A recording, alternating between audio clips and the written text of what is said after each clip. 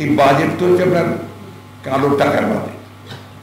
কালো টাকা কি করে সাদা করা যাবে তার বাজেট, কি করে দুর্নীতি আরো বেশি করে করা যাবে তার বাজেট। বাজেট নিয়ে কথা বলার দরকার নেই। আপনারা আজকে ডেইলি স্টার পত্রিকাটা ফ্রন্ট পেজটা দেখবেন। ফ্রন্ট পেজটা দেখলে দেখবেন যে একটা বিশাল হাতি, সে আপনার কতগুলো সাধারণ কৃষক শ্রমিক মানুষের উপরে উঠে বসে আছে। আর সেই হাতি আপনার বিদেশ থেকে ঋণ নিচ্ছে, আর সেই সঙ্গে আপনার উড়োজাহাজে করে টাকা নিয়ে পাচার করে দিচ্ছে। এরপরে আপনার ভ্যাট ট্যাক্সের চাপে পড়েছে, আপনার করাপশন দুর্নীতি হচ্ছে, তার ক্রোকোডাইল কুমির, তার নিচে আপনার লুকিয়ে আছে ব্যাংক ডিফল্টার্স। খুবই চমৎকার একটা এই কার্টুনটা আপনারা দেখবেন, তাহলেই বলা হয়ে যাবে যে বেনজির বাজেট। বেনজির তো সব দিক দিয়ে এখন বেনজির আমাদের পুলিশ অধিকর্তা ছিলেন, তিনি আমাদের সাবেক পুলিশ কর্তা র্যাবের ডিজি ছিলেন, তিনিও যা ঘটিয়েছেন তাও বেনজির। এখন বাজেট হচ্ছে তাও বেনজির। সাবেক আর্মি চিফ ছিলেন, তিনি যে ঘটিয়েছেন সেটাও বেনজির। আমাদের সবকিছুই বেনজির। কিন্তু তারা সমাজতন্ত্রের কথা বলে ফেলেন, বলে সমাজতন্ত্র করতেই হবে। সমাজতন্ত্র করতে গিয়ে তারা যেটা করলো শুধুমাত্র জাতীয়করণ করলো আপনার আর্থিক প্রতিষ্ঠানগুলোকে, আর কিছু বড় বড় কলকারখানাকে তারা ন্যাশনালাইজেশন নিয়ে গেল। ফলে হলো কি, সেখানে আরো দুর্নীতি বাড়লো। যাদেরকে দায়িত্ব দেওয়া হলো তারা সমাজতান্ত্রিক অর্থনীতি কিছুই জানতো না। ফলে যারা দায়িত্বপ্রাপ্ত হলো সেই প্রতিষ্ঠানগুলো চালাতে, সেই প্রতিষ্ঠানগুলোকে একেবারে লোকসানি প্রতিষ্ঠানে চলে গেল। এমনকি শেখ মুজিবুর রহমান সাহেব আদমজি জুট মিলে গিয়েছিলেন দেখতে। সবাই বলছে যে আদমজি জুট মিল নষ্ট হয়ে যাচ্ছে, গিয়েছিলেন দেখতে। দেখে এসে উনি ওখানেই মিটিংয়ে বসেছিলেন। বসে উনি তাদের যে তখন আপনার অ্যাডমিনিস্ট্রেটর ছিল বোধহয় আব্দুল আওয়াল সাহেব, সবাইকে ডেকে বললেন তোমরা অর্থনীতিবিদরা তোমরা সবাই বলেছিলেন এক আদমজি জুট মিল নিয়ে নাকি বাংলাদেশ চলবে, তাহলে সেই আদমজি জুট মিল এখন 2 কোটি 3 কোটি টাকা আমাকে ভর্তুকি দিতে হয় কেন? অর্থাৎ তারা লুটপাট করে এমন একটা জায়গায় নিয়ে গেছিল যে সমস্ত ন্যাশনাল প্রতিষ্ঠানগুলো তার মাতাবাড়ির প্রশাসন হয়ে গিয়েছিল এবং লোকসানের প্রতিষ্ঠান গঠিত হয়েছিল। এইভাবে কাঠামোগত যে অবস্থাটা তৈরি হয়েছিল সেটা ছিল একটা দুর্নীতি, লুটপাট, অব্যবস্থাপনার একটা কাঠামো। সেইখান থেকে শহীদ প্রেসিডেন্ট জিয়াউর রহমান এটাকে নিয়ে আসলেন, একটা সম্পূর্ণ মৌলিক ফান্ডামেন্টাল চেঞ্জেস নিয়ে আসলেন। তিনি এটাকে বললেন যে এটা এখন বিশ্ব অর্থনীতির দেশ হবে এবং ভবিষ্যতে সেটা মুক্তবাজার অর্থনীতিতে যাবে। বেসরকারি বিনিয়োগ তিনি আবার শুরু করেছিলেন, যার ফলে অর্থনীতি থেকে নতুন একটা উদ্যম শুরু হলো। এই যে আপনার কৃষির কথা এখানে তিনি বলেছে যে আপনার জমি ব্যাপারে তিনি কিন্তু উদ্যোগ নিয়েছিলেন যাতে করে আপনার ল্যান্ড রিফর্ম করা যায়, জমির একটা সংস্কার করা যায়, সে উদ্যোগ নিয়েছিলেন, আইনও করেছিলেন এবং অন্যান্য বিষয়গুলো আপনারা দেখেছেন। প্রত্যেকটা ব্যাপারে তিনি একেবারে সেই সূক্ষ্মভাবে যে বিষয়গুলো দিয়ে দেশের উন্নয়ন করা যাবে, একদিকে কৃষি উন্নয়নের অন্যদিকে শিল্প উন্নয়ন করা যাবে, সেই বিষয়গুলোর দিকে তিনি নজর দিয়েছেন। আমি সেখানে খুব বেশি যেতে চাই। আমি এক কথা যেটা বলতে চাই যে শহীদ জিয়াউর রহমান 1975 সালে দায়িত্ব গ্রহণ করার পরে বাংলাদেশের অর্থনীতিকে নতুন দিক খুলে দিয়েছিলেন। এবং আপনি সবাই জানেন যে বিদেশি কর্মীদের পাঠানো, গার্মেন্টস এবং সেই সঙ্গে দেশে উৎপাদন বৃদ্ধি করার জন্য, উন্নয়নের জন্য, অবকাঠামো উন্নয়নের জন্য তিনি পিছিয়ে পড়া এলাকাগুলোতে তিনি ডেভেলপমেন্ট বোর্ড তৈরি করেছিলেন। পাহাড়ি এলাকায় তিনি হিল ট্যাক্স ডেভেলপমেন্ট বোর্ড তৈরি করেছিলেন। রাজশাহীতে তিনি রাজশাহী ডেভেলপমেন্ট বোর্ড তৈরি করেছিলেন, যেগুলো মাত্র 2% ইন্টারেস্ট রেটে আমরা তখন শিল্পে বিনিয়োগ করার জন্য কর দেওয়া শুরু করেছিলেন। উনি মাঠে চলে গিয়েছিলেন, একদম মানুষের কাছে। তিনি ঘোষণা করেছিলেন যে I shall make politics difficult for the politicians। তাই করেছিলেন। শতাব্দীতে রাজনীতি আপনার শুধু বক্তৃতা দেওয়া, পড়াশোনার ময়দানে আর আপনার তারপরে ইলেকশন করে ক্ষমতায় গিয়ে আর কোনো কাজ না করা, এখান থেকে তিনি গোটা জাতিকে সরিয়ে নিয়ে চলে গিয়েছিলেন একদম মাঠে। সেখানে তিনি কৃষকদের সেখানে পায়ে হেঁটেছেন, তিনি খাল কেটেছেন, খাল কর্মসূচি করেছেন, তিনি রাত্রি যাপন করতেন জেলাগুলোতে, থানাতে, এমন গেছে এবং সেখানে তিনি বসে বসে স্পট সিদ্ধান্ত নিতেন। তিনি তিনি একটা নতুন কাজ শুরু করেছিলেন, যেটা উনি শেষ করতে পারেনি, যে প্রত্যেকটি জেলাতে, তখন 19টা জেলা ছিল, জেলাতে তিনি ক্যাবিনেট মিটিং এর ব্যবস্থা করেছিলেন। যে ক্যাবিনেট মিটিং যেটা হয়, সব সিদ্ধান্ত হয় দেশের সরকার করে, সেই মিটিং তিনি নিয়ে চলে গিয়েছিলেন জেলায়। এবং মনে আছে দিনাজপুরে তিনি নিয়ে মিটিংয়ে গেলেন, সেইখানে কারা থাকতেন যে ওই জেলার উন্নয়নের সঙ্গে যারা জড়িত সমস্ত প্রতিষ্ঠানগুলো থাকতেন, মন্ত্রীরা থাকতেন, আপনার ডিপার্টমেন্টের চিফরা থাকতেন, ব্যাংকের চিফরা থাকতেন। ওইখানে বসেই তিনি সিদ্ধান্ত করতেন, এটাই করতে হবে, এই করতে হবে, এটা করবো, এটা করবো, এটাই হবে। অর্থাৎ তিনি একটা মাঠ পর্যায় থেকে তিনি উন্নয়নকে তিনি নিয়ে আসার চেষ্টা করেছেন, উঠিয়ে নিয়ে আসছেন। যার ফলে দেখুন এই মানুষটাকে কেউ বলতে পারে না। আমি কৃষি ব্যাপারে একটা ছোট্ট গল্প সত্যি কথা আপনি বলতে চাই, যে 1986 সালে সম্ভবত আমার বড় মাহবুব তার বাবা মারা গেল দিনাজপুরের বিরল থানায় জগৎপুর গ্রামে। তা আমি গিয়েছিলাম সেই সময় তার বাবার জামানের জন্য। ঠিক আছে, আমি সন্ধ্যার পরে আসার পরে আমি গ্রামে একটু হাঁটছি, ওই গ্রামটাতে হাঁটতে গিয়ে পানি বসা পেয়েছিল, আমি পাশে এক কৃষকের বাসায় ঢুকেছিল। বাসায় ঢুকে আমাকে একটু পানি খাওয়ালেন, ঘরের মধ্যে বসালেন। বসে আমি দেখি তার ওই যে আমাদের দেশে বলে বেড়ার ঘর, মানে বাঁশের ঘর, বাঁশ দিয়ে যে ঘর, মানে সেই বেড়ার ঘরের মধ্যে প্রেসিডেন্ট জিয়া ওই যে খাল খননের যে আপনার কোদালের ছবি একটা খবর গাছে কেটে লাগিয়ে রেখেছে। That was in 1986। তখন এরশাদের রহমান, আমি বলছি আপনি এই ছবিখানে কেন লাগিয়েছেন? তো আমাদের দেশি কথা এসে বলছি, ভাই এই লোক থেকে আমরা ভুলতে পারি না, এই লোক থেকে আমরা ভুলতে পারি না।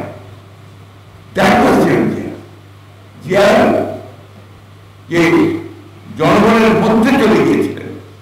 আরেকটি কথা আমার মনে আছে, যখন এসে বাড়ি হিসেবে একাত্তর সচিব হিসেবে কাজ করছি, উনি জিয়া আসতেন, সম্ভবত দিনাজপুরে আসলে উনি ঠাকুরগাঁও এয়ারপোর্টে নামতেন, ওখান থেকে উনি নিজে চালিয়ে গাড়ি করে তিনি দিনাজপুরে আসতেন। ওখান থেকে তিনি শেরপুর যাবেন, তারপরে নিশ্চয়ই মানে জানবেন অনেকেই যে শেরপুরে যাওয়ার পথে দিনাজপুরের মধ্যেই পরে একটা টেক্সটাইল মিল আছে।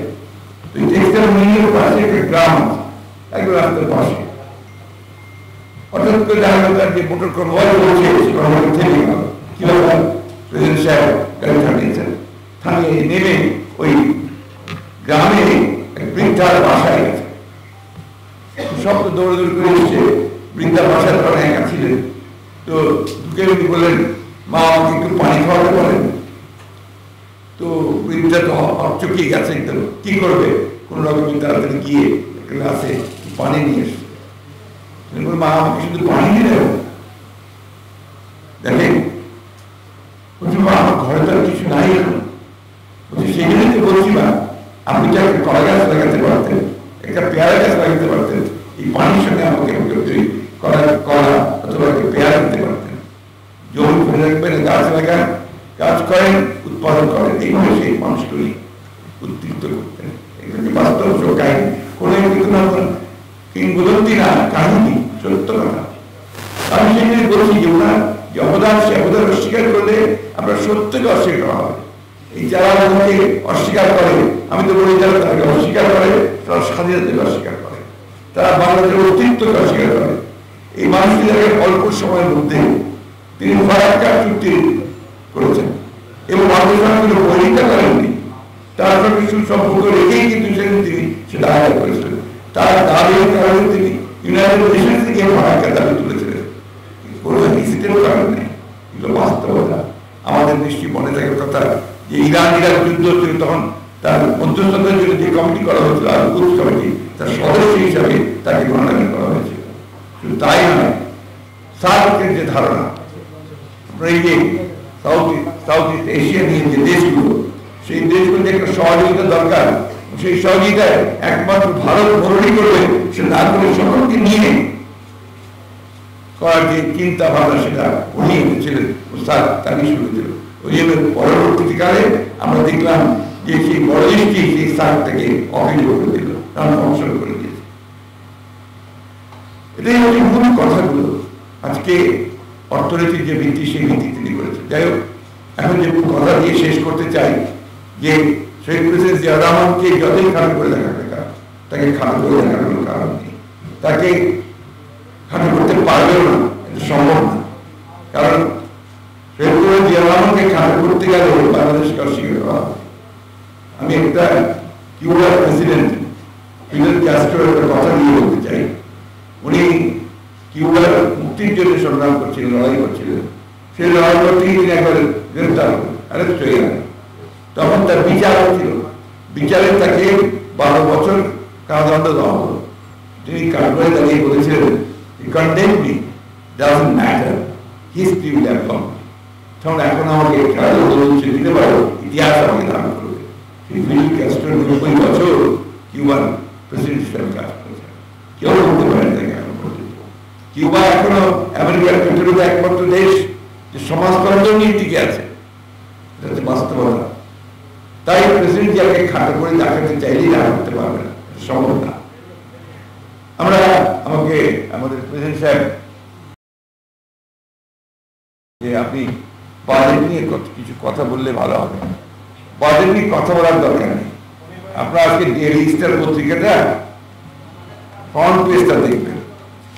ফ্রন্ট পেজটা দেখলে দেখবেন যে একটা বিশাল হাতি, সে আপনার কতগুলো সাধারণ কৃষক, শ্রমিক, মানুষের উপরে উঠে বসে আছে।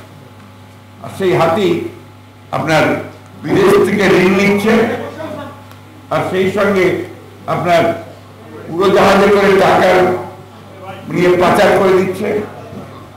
এরপরে আপনার ট্যাক্সের চাপে পড়েছে, আপনার করাপশন, দুর্নীতি হচ্ছে, তার ক্রোকোডাইল কুমির, তার নিচে আপনার লুকিয়ে আছে ব্যাংক ডিফল্টার্স। খুবই চমৎকার একটা কার্টুন। এই কার্টুনটা আপনারা দেখবেন, তাহলেই বলা হয়ে যাবে। বাজেট সম্পর্কে ধারণাটাই হয়ে যাবে। এই বাজেট তো হচ্ছে আপনার কালো টাকার বাজেট। কালো টাকা কি করে সাদা করা যাবে তার বাজেট, কি করে দুর্নীতি আরো বেশি করে করা যাবে তার বাজেট। আপনি দেখেন ট্রান্সপোর্ট সেক্টর সবচেয়ে বেশি বরাদ্দ প্রায় বোধ হয় ট্রান্সপোর্ট সেক্টরে, তাই না ভাই? হ্যাঁ, ট্রান্সপোর্ট সেক্টরে চুরির সবচেয়ে বেশি সুবিধা, সেই কারণে ট্রান্সপোর্ট সেক্টরের বরাদ্দ সবচেয়ে বেশি। এবং আনপ্রোডাক্টিভ খাতগুলোতে ট্রান্সপোর্ট সেক্টরে আমাদের অবকাঠামো তৈরি হয় ঠিকই আছে, কিন্তু সেই অবকাঠামোতে আপনার উন্নয়নের দিকে এগিয়ে যেতে হবে।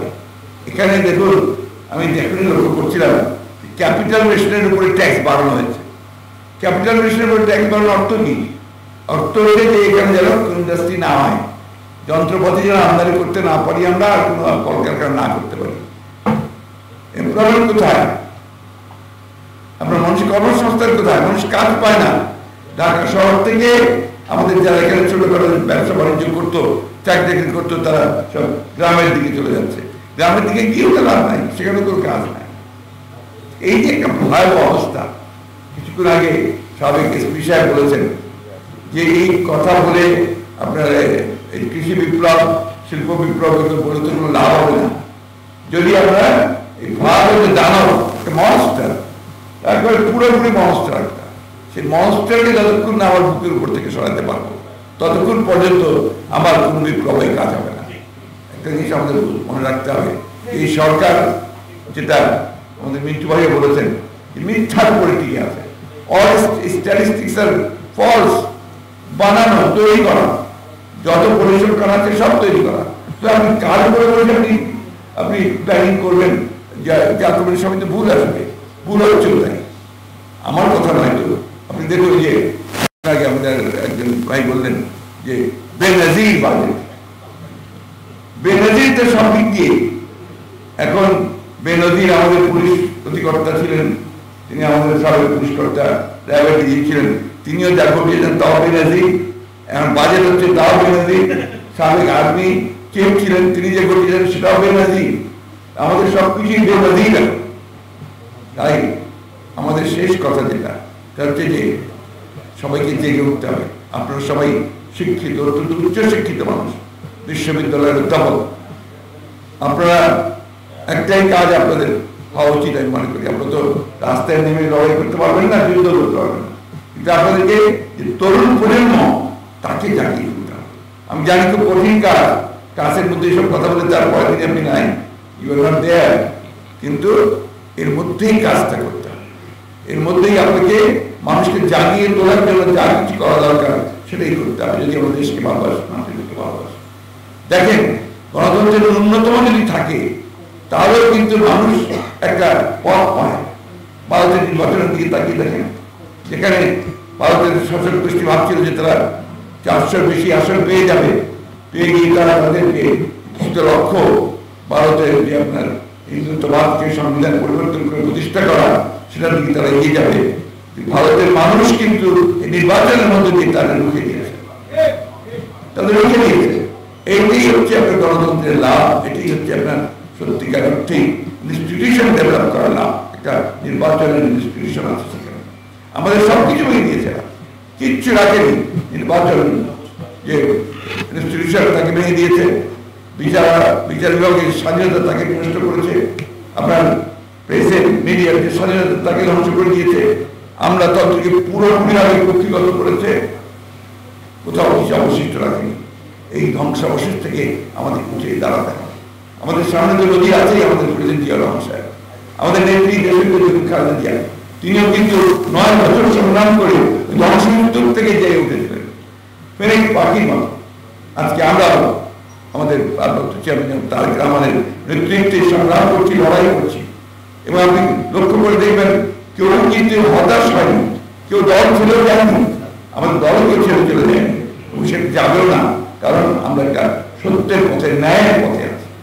আজকে সেই জন্যই আমার যে এই সেমিনারের শেষে আমার যে আবেদন, শহীদ প্রেসিডেন্ট জিয়া রহমানকে স্মরণ করে তার আদর্শকে বাস্তবায়িত করতে হলে দেশনেত্রী বেগম খালেদা জিয়া এই পতাকা তুলে ধরেছিলেন, জাতীয়তা বাদের বাংলাদেশী জাতীয়তাবাদী যে পতাকা জিয়া রহমান কাছ থেকে পেয়েছিলেন, সেই পতাকাকে তারেক রহমান সাহেব তুলে ধরেছেন।